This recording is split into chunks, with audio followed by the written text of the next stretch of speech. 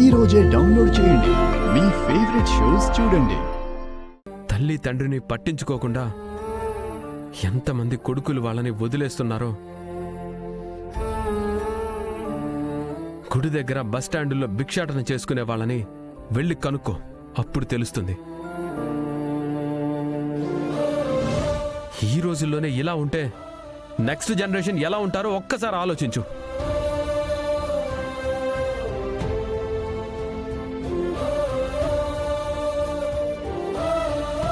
అదే అమ్మాయి అయితే మెట్టినింట్లో ఉన్న అమ్మా నాన్నల గురించి ఆలోచిస్తూ ఉంటుంది.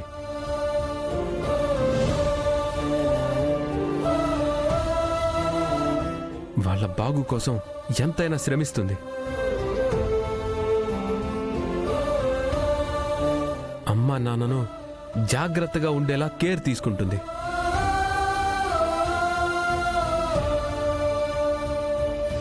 అంతేకాదు, నా భార్య కనకమే ఉంది. నాకంటే బాగా నా బిజినెస్లు చూసుకునేది, నాకంటే ప్రేమగా నా వాళ్ళని చూసుకునేది.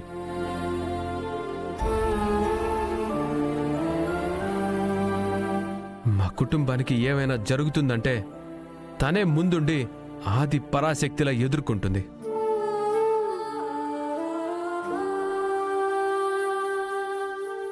ఆడపిల్లలందరూ అలానే ఉంటారు.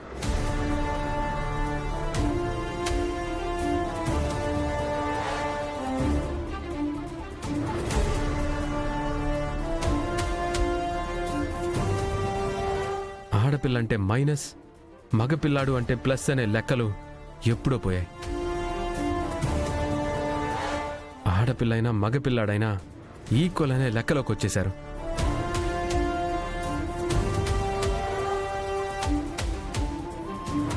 నీ బిడ్డని కనడానికి నీకు ఆడపిల్ల కావాలి. నీకు ప్రతిరోజు వంట చేయడానికి, నీకు సేవలు చేయడానికి అమ్మలా భార్యలా ఆడవాళ్లు కావాలి. నీ బిడ్డ మాత్రం ఆడపిల్ల కాకూడదు అనుకోవడం ఎంత మూర్ఖత్వం.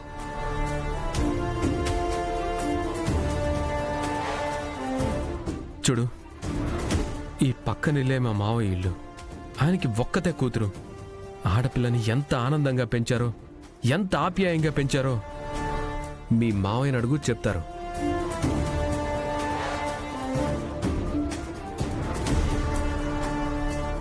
ఆడపిల్ల పుట్టడం ఇంటికి అదృష్టం. ఆడపిల్ల ఇంటికి రావడం మహాలక్ష్మి వరం ఇచ్చినట్లే. ఎన్నో జన్మల పుణ్యం చేసుకుంటే కలిగే వరం ఆడపిల్ల. అలాంటి ఆడబిడ్డని చులకనగా చూసినా, తేలిగ్గా మాట్లాడినా మగాడికి పుట్టగతులుండవని తెలుసుకో.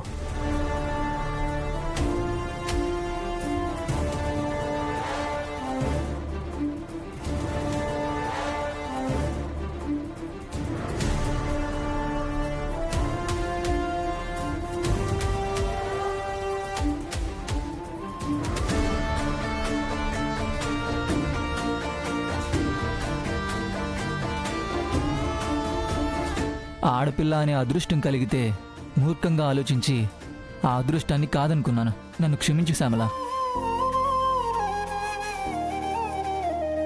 సార్, వారసుడు అని కళ్ళు మూసుకుపోయి మాట్లాడిన నాకు కనువిప్పు కలిగించారు.